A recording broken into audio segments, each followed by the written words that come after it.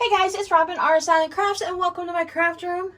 We are still working on our mini stacks, on our little mini quilt here. Mine is Christmas with the white.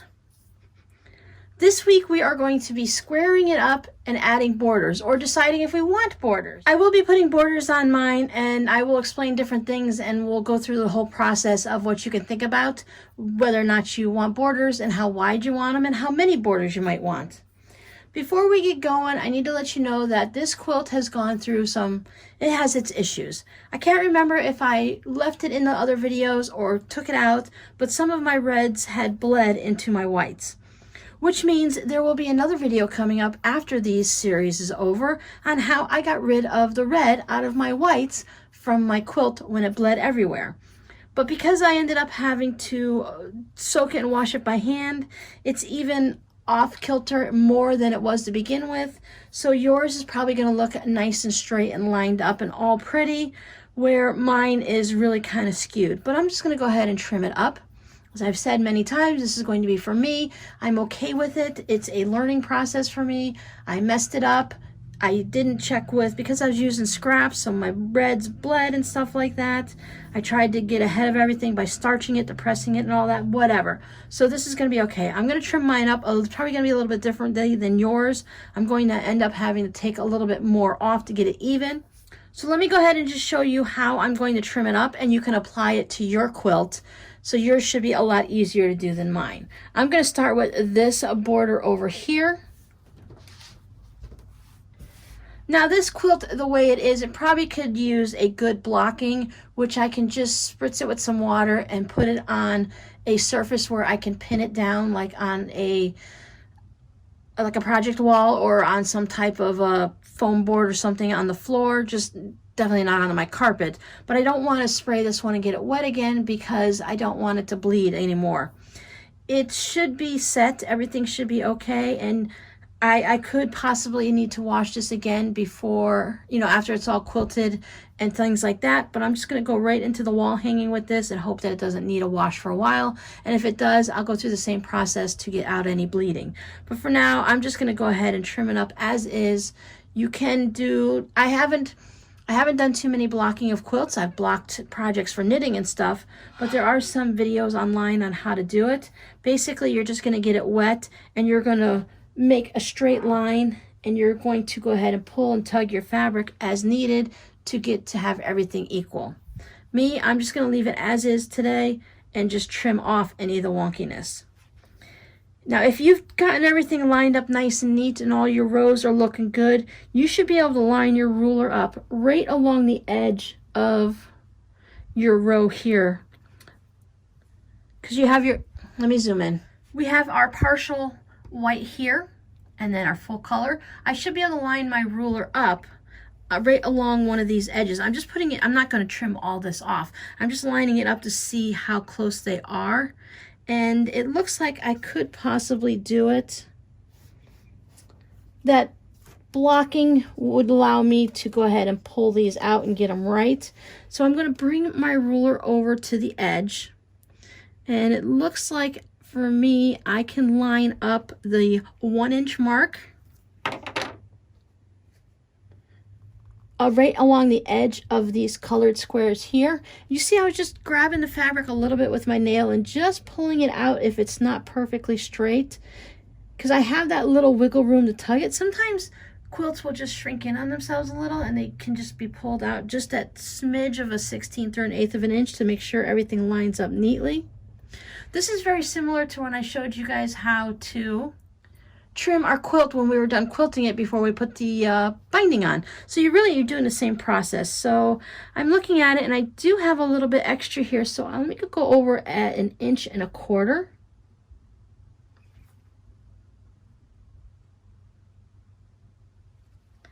And when I go at 1 1/4 inches, I see that I have just a smidge of fabric that I can trim all along the edge.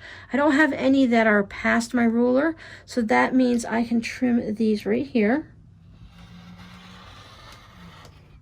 Trying to be careful to make sure your ruler doesn't move. Okay, so when I pull this away, you'll see the very little smidgen that I trimmed up. Now, some people might say, well, that little bit, what difference does it make? Well, I was that person when I first started quilting, and that little bit does make a difference, because when you want to line up your borders, you want to line it up on a straight line, not on a wiggly squiggly line, because even that little itty bit of 1/8 of an inch is going to cause some issues. Now, of course, these little bit of frayed pieces here are not that big of a deal, but I would say anything over 1/8 of an inch should be trimmed. Now here's my straight edge that I just trimmed up, right? So I'm going to go ahead and work off of this one, and I'm going to put a line, just happens to be for me the 2-inch mark right on here, and I'm going to line it all up on the quilt. Now it's all squiggly wiggly, and that could be just because everything is just out of square from me washing it by hand and not getting a good press afterwards. So I'm lining it up here on the 2-inch mark all the way up, and I'm going to look, I do have quite a bit of fabric here, but the thing is all the way up at the top I barely have, it's just sticking out at the tip up there. I have just maybe 2 threads of fabric, so I'm going to have to sacrifice this extra bit here. When you look at the entire quilt, you're not going to be standing up really close to it. You're not going to be measuring this cardinal to see if he's the same size as that snowman. Because if you're doing that on my quilt, then you're not going to be happy with your results. I don't mind if it's off just a little bit, because I'm not perfect.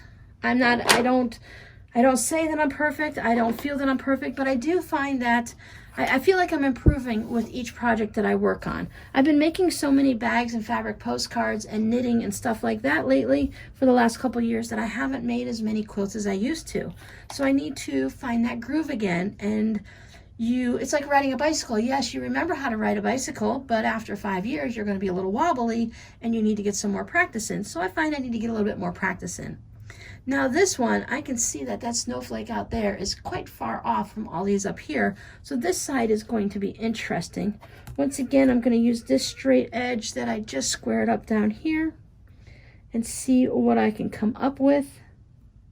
I can also put one of my lines on one of my seams up here to see what happens. So I'm thinking that the way I'm looking at this one's my really bad wonky one. So decided I'm going to go ahead and flip it over. And I'm going to, can I do this one? Yeah, I can do it this way. I'm going to flip it this way. I'm going to line up a line at the top, and I'm going to trim this side, and that'll give me the 2 edges to go ahead and use as a guide to trim everything up that way. I think that's going to help me get this really wonky side done. So I put it up on a line up there, and I just start sliding it over.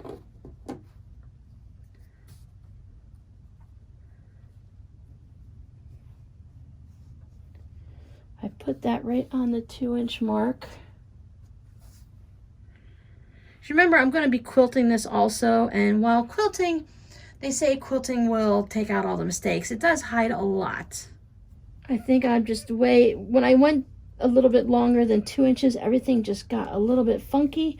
So I'm just going to go ahead and trim it at 2 inches and just sacrifice that little bit of 1/8 of an inch all the way through here.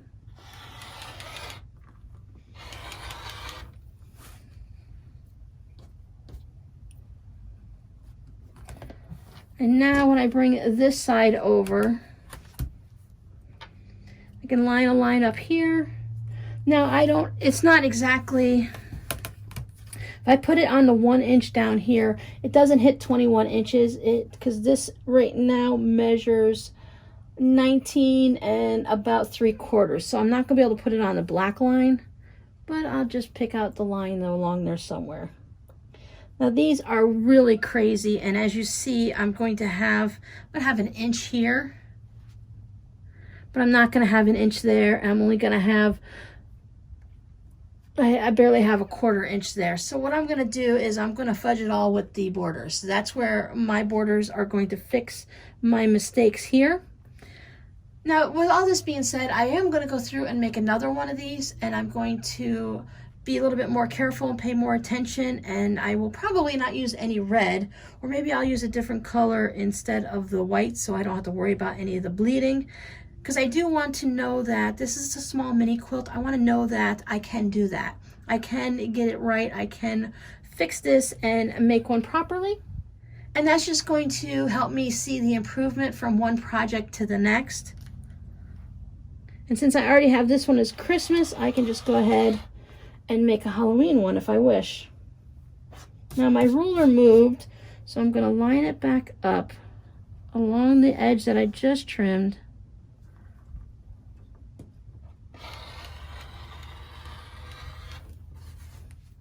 So as you see, I did end up with this, and when I put my border on, I'm probably going to be covering right up on that. That's okay, because on this side, we don't have any of this extra white. When we look at our rows, we have white on this side, but not on that side. So now you can think, do I like it just as is? Because if this is how it's going to be, you have to remember that you're also going to be putting a binding on it. So your binding will come 1/4 of an inch over. So you're going to be having your binding going across on this. And if you want it just as is, you go ahead and put your 2.5 inch binding, 2.25 inch binding, whichever you choose. Put it all together, quilt it, and put your binding on, you're good to go. Or you can go ahead and border it out and add a little bit to it. If you're making a baby quilt and you don't want to only make one block, you can add wider borders to it. I would suggest starting with whatever your background color here is. Mine is the white. I'm going to put a white border. If I were to be bordering it out and putting either a 6-inch border to make it bigger, or maybe I want to put 2 4.5 inches or something like that, that'll finish at 4. I want to put at least a border of 1 inch all around, so that I would cut it at 1.5 inches, and I would add my background white border all the way around. And that's just going to set it off so that when I go ahead and put the next borders on, they won't be right up against these squares that don't have any white on the side of them. Because I have white on this half and not on that half. So you kind of want to balance it out. Now you could just go ahead and put white here and there and there and just do 3 borders. You'd want it to match whatever it is over here. Wouldn't work for me because I have the 1/8 of an inch, the 1/4 of an inch, the 1/2 an inch, the 1.25 inch, so that's all wobbly. I'm going to put one size border and balance it all out and just let this block float in the middle of it. When I first started thinking about border, I was thinking that my blocks are 2.5 inches. So I could put a 2.5 inch border all the way around and it would match it all. I can go ahead and after trimming it up, I can see what all of these little white squares here are. If they came out at 1.5 inches, inch and 4/8 is 1.5 inches, 1 5/8 or whatever happened to work out on your quilt, depending on how you stitched it and what your seam allowance was. You can do that of a border. But I think that leaving it just as is, I would still want to put a 1 inch border around it and then let my binding go on it. If I wanted to put a nice red, maybe I want to have this snowflake border, make a nice 4-inch border all the way around. I like to add that one thin border to set it off. I would do that with almost any of a mini block, mini quilt like this that I'm doing. I would want it so that my binding, I don't want my binding to come right on my block and truncate my block like that. If all of these ended, and they were all like here at the same spot, which you could do, you can trim these all up.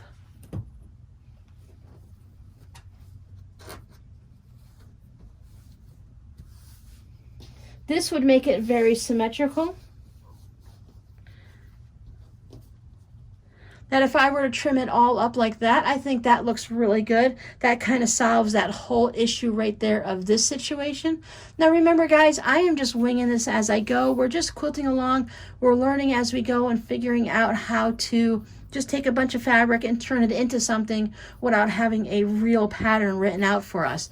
There's going to be some mistakes, there's going to be some challenges, and we just need to figure out how to do it as we go. So in reality, I kind of like on how this one will match that. So I'm just going to go ahead and whack this right off without even thinking much more about it.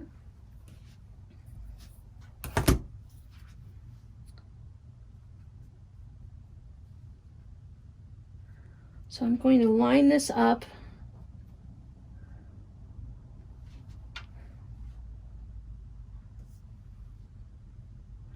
Now remember, mine is wonky. It's had some issues with being hand washed due to the fabric running and stuff. I just wanted to test it out to see if I could fix it before turning it into a quilt top. I think next time if I had a problem with it running, I would wait until I quilted it and then I would go through the process to clean it. That way everything is staying together and I won't have any warping like this.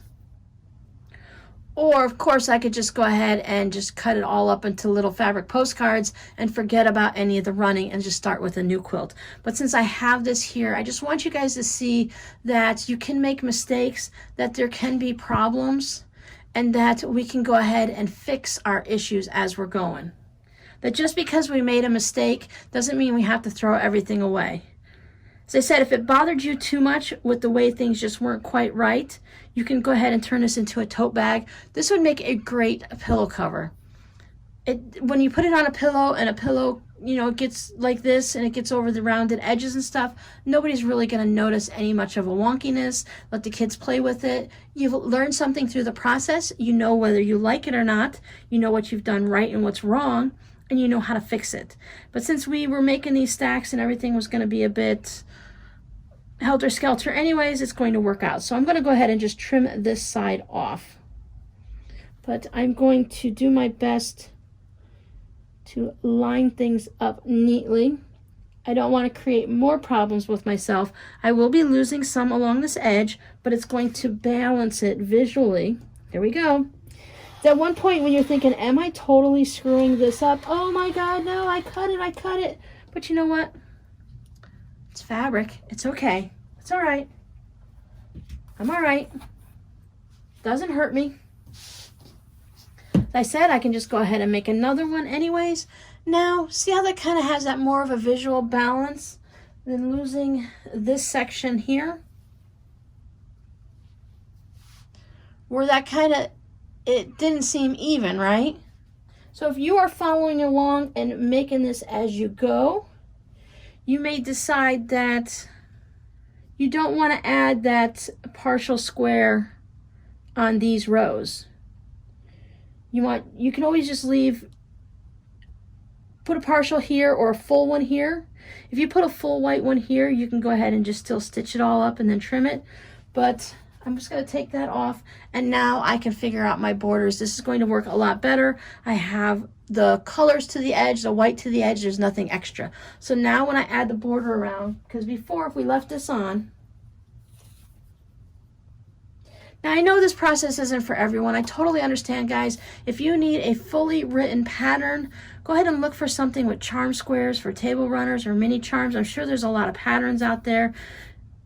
Winging it isn't for everyone. Following a strict pattern isn't for me. I always end up struggling, and I want to do something different than their vision. I want my vision and not theirs. So I always end up changing it. So I spend all this money on a pattern that I don't follow past the first couple directions or just for the squares. So I like to just take fabric and wing it and see what happens. I don't mind trimming off a little. I don't mind changing my vision as I go or starting over. I'm okay with that. So if I take this off, I will be equal on all the sides visually. So now I can think, I have 2.5 inch squares here. I just put a 2.5 inch square border around it and I could be done, right? So I think that's what I'm going to do. And then I think I will use a bright colored binding, whether it's one color or multicolors. I think for a small project like this, I don't feel like I have to use up scraps. So for my binding, which we're going to talk about a little bit later, but for my binding, I think I'm going to go ahead and use just one fabric.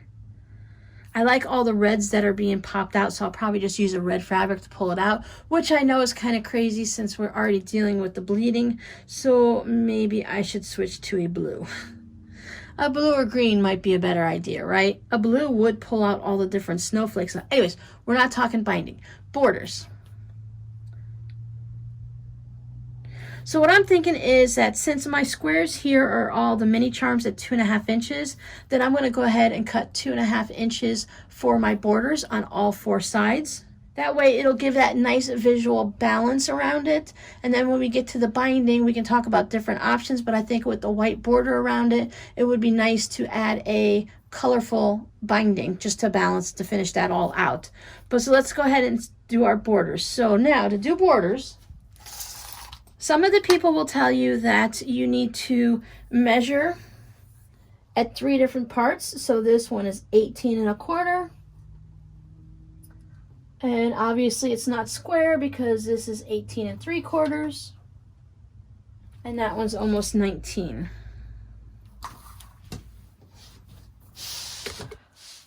So it looks to me that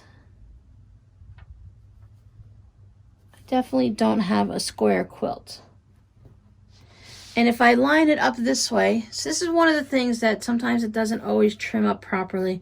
I can see here that my problem is here. Can you see how this one's off the edge and that one is just a little bit onto the mat? This side didn't get trimmed up properly. Look, we're in it already, right? We've already messed it up. Well, I've already made so many mistakes along the line. What's one more, right? I'm just going to go ahead and make sure this side is done. So this is one of the things about working with scraps too, that if you have some issues, you can always just go ahead and add more to it and straighten it out and do what you need to, because not everything is going to come out super duper perfect. Sometimes we just have to fix it. Now, I could have not shown you guys this at all. I could have trimmed this all up myself and just told you to trim it and then just let you think that there was nothing wrong. But I wanted you to see that I'm not pointing out my mistakes to say, woe is me, feel bad for me, I screwed up. No, I want you to know that you see me making mistakes now. When you see my finished object, you can either say, whoa, you really made a lot of mistakes and I can tell, or you can look at it and say, hey, that's a really cool project and I don't even know that I don't see the mistakes you made. As a new quilter, sometimes things just happen. Sometimes your fabrics bleed and you have to wash it and everything gets all funky. Sometimes you forget your math and you don't put a seam allowance in and things are off. Do you think those people that are designing quilts get it right the first time? That's why they have testers. That's why knitters have testers and stuff too, because they need to have someone double check everything to make sure it's right. Okay, that looks much better. All right, so let's try this again. We may not be perfect, and I'm probably not going to worry about trimming anymore unless it's totally crazy. So now we are at just past 18 1/4.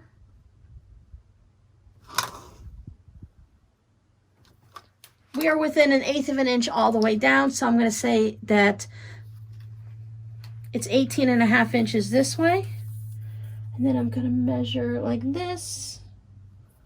It started at inches and went to centimeters. Oh my goodness. 19 3/4. Just past that. Okay, so this part is 19 3/4 and 1/8, so that's 19 7/8, and this is 19 3/4 and 19 3/4. So they say that you're supposed to cut it to the exact length of the average of those 3 pieces. But here's what I do, because you know there's going to be a here's what I do, right? I want my borders to be 2 1/2 inches. I'm going to be a little concerned that after I sew it, maybe I don't sew it on right. Maybe I don't press it right. Maybe it's wonkier than I thought it was. So instead of doing 2 1/2 inches, I'm just going to go ahead and cut mine at 2 3/4 or 3 inches. And then I will trim it up again afterwards, because I still have to quilt everything too, right? So I'm only going to put one border on. So I'm going to err on the side of caution. And with the extra quilting and trimming up of my blocks, I know this is a way that it's wasteful. You're using a little extra fabric. I don't mind if it's less than 2 1/2 inches. I can just put a 2 1/2 inch border on and say I'm done. But if I want it to kind of look the same, since all these squares aren't matching anymore, I can just put 2 1/2 inch borders all the way around it and call it a day. If when I trim the quilt up, they're a little bit smaller than 2 inches, that'll be fine. Maybe I want it a little wider and I just don't know. And the other thing I do is I don't cut fabric from here to here. I cut my fabric with the fabric. And this is the thing too. They say, do you put the borders on the tops and then the sides, or do you put it on the sides and then the top? I don't know. I think for me, I want to put the borders on the sides first, so that when I put the top on, it's one long piece and the seams are on the side. If I were to put the top and bottom on, when I put the side pieces, I would have a seam right at that edge, you know, going all the way up to the top. So that's what I'm going to do. I want my longest strips to be top and bottom, so I'm going to sew it onto the sides first. So let me cut my strips and show you what I'm talking about. So I've gone ahead and I just cut a long strip of border fabric. I chose to go ahead and cut it at 3 inches. It gives me that little bit of wiggle room after I quilt it to make sure I can square up my quilt afterwards and not end up with a little bit of white fabric like this. Now mine I cut from extra wide backing fabric, which is 108 inches wide.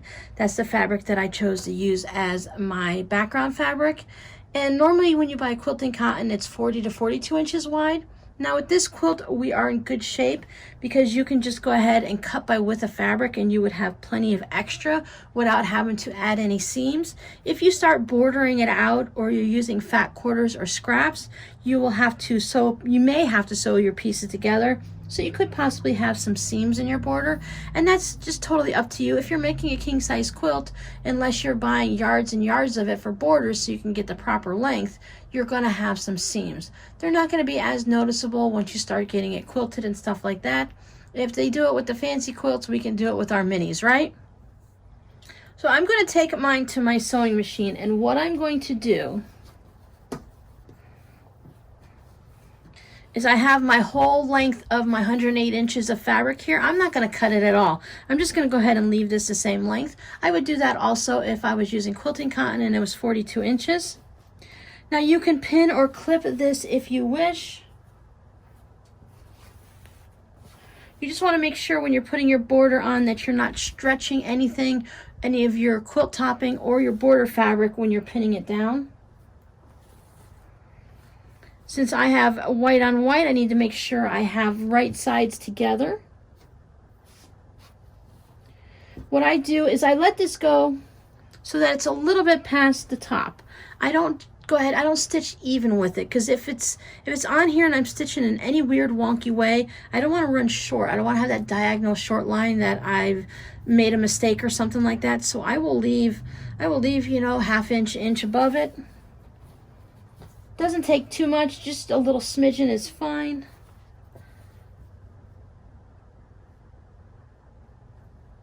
And I will go ahead and do my 1/4 inch seam or whatever seam you've been using throughout your entire quilt, and I will stitch this all the way down. And I will stitch a little bit past the end of it too, just for the same reason, to make sure that I'll have a nice straight line, because if I cut it afterwards, I don't want to cut it at any weird angle.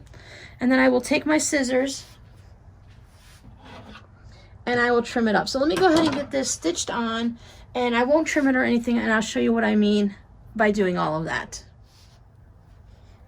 Here's my border all stitched down.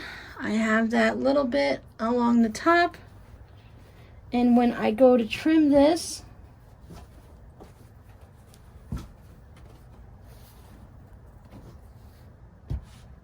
I can just take my rotary cutter and my ruler. I can take a pair of scissors, and I'll just again go ahead and leave myself a little extra. And there's that border. Now as you notice, I put my border on the top. Now correct me if I'm wrong, if I got this right or not. This is from what I've heard from a couple different big quilting videos. You want to put your border on top when you're sewing it down, because your feed dogs, they go faster, they travel at a different speed than the top of your fabric. So when you're doing your borders, it's a really good idea to put a walking foot on so that everything goes good together. Because if you put your border on the bottom, your feed dogs might stretch it and make it longer than it intended to, so that when you actually take it out of the machine, you can end up with some waves. Like I said, correct me if I'm wrong, but I think that is what I've heard and understood. Now I'm going to go ahead and spin it around and do this side, and I'm going to go through the same process. Give myself a little extra on the top. and stitched it down. And this way I don't have to worry about what's the length of it. Is it this length or that length? Well, I'm going to put my border on and I'm going to trim it, and there we go. I'm cutting it with the fabric. And when I put my fabric back on the shelves, I'm not going to cut off and say, okay, I need 12 inches. I'm not just going to cut 12 inches. I mean, I could, but if I'm going to cut like 25 inches, I'm not just going to cut part of it. I'm going to cut the whole width of fabric and chop it off and then put the rest of it back into my stash to use for later. If you cut it at 2.5 inches and you use 2.5 inches for your binding, you can go ahead and reuse whatever's left over there. So you're not actually wasting any fabric. And if you're using 2.5 inches, again, it's a jelly roll width. You can use it in many projects. You can use it in a second one of these. So let me go ahead and get this sewn down. There I have my second border on. I'm going to trim this one the same way.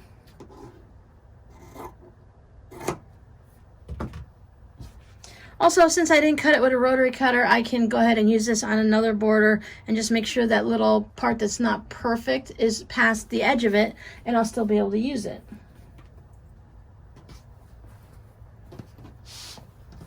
So I'm going to take this over, I'm going to take it to my iron and give it a good pressing and set that seam, and then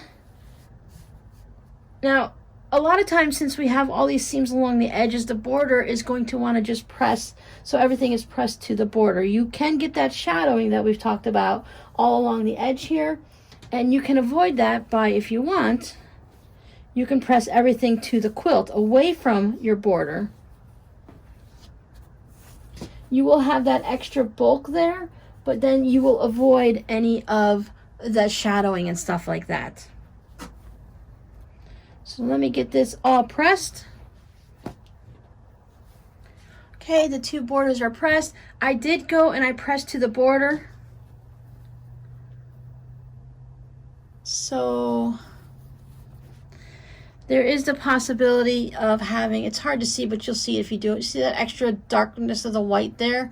That is where I'm seeing the shadowing of it. And I'm okay with that because I know that you guys had voted, mostly everyone wanted to see free motion quilting. Some of you do want to see some straight lines, so I will probably be doing another project and do the straight line quilting. I have done that in the past, but I'll do that again.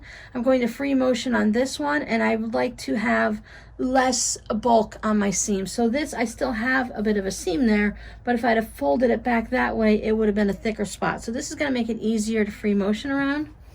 Now, before I put my next borders on, I need to trim off this excess.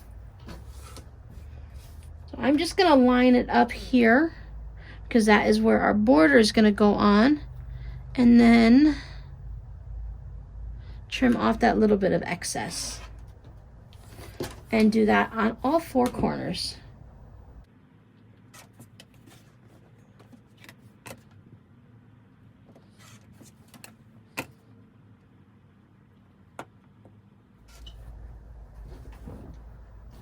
Now it's going to be the same process for putting the next borders on. I just have a border on a border.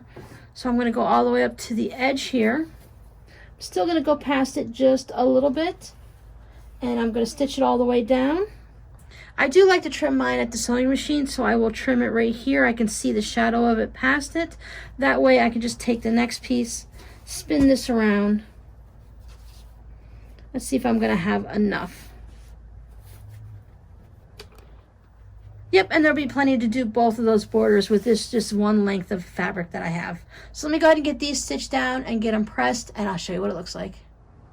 If you've gotten this far and you realize that Robin took you on a wild ride and you're not a wonky by the seat of your pants, figure it out as you go kind of person, please keep going with this project because we're going to go ahead and do some free motion quilting. And if you're new to quilting and it's something you haven't done before, this is a great project to do it on. If your heart isn't into it and you're not going to keep it afterwards, it'd be a great gift to give to someone. A little girl would love it as a doll quilt.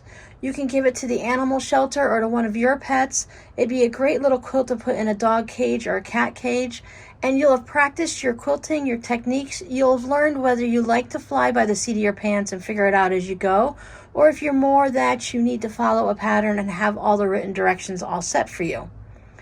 And also, if you're going to practice free motion quilting, this is the perfect one, as I said, because if you're going to give it away, you won't feel as attached to it and you won't be as tense, and any little mistake won't frustrate you because you know it is going to be going to a kennel or to a little girl or a little boy that's just going to love it.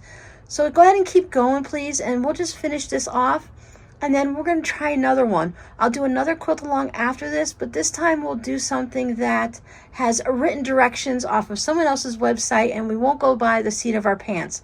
We've flied by and just figured it out on our own this time, and on the next one we'll go ahead and follow a pattern and see which one you like.